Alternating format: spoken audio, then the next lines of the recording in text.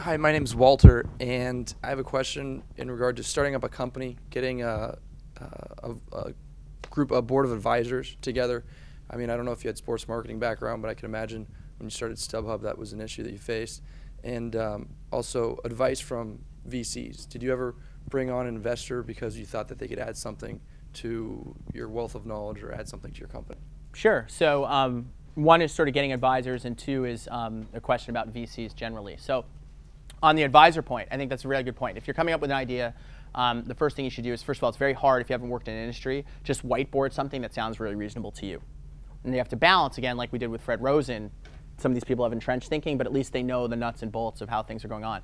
One thing to do is to build a board of advisors. We did that with like Steve Young, and in Europe we got a guy named Ian Todd who ran IMG's international sports marketing. Invaluable guy, wonderful guy.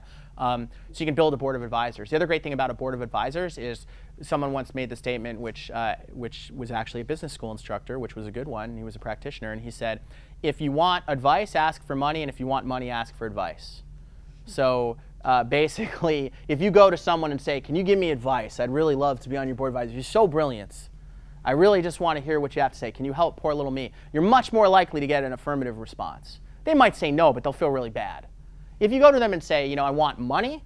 Oh, times are tough. I don't have any money. I mean, everyone's got time for 5 minutes to have coffee. And then you get them to have some vested interest. But what you're really doing is trying to get them on board as an investor.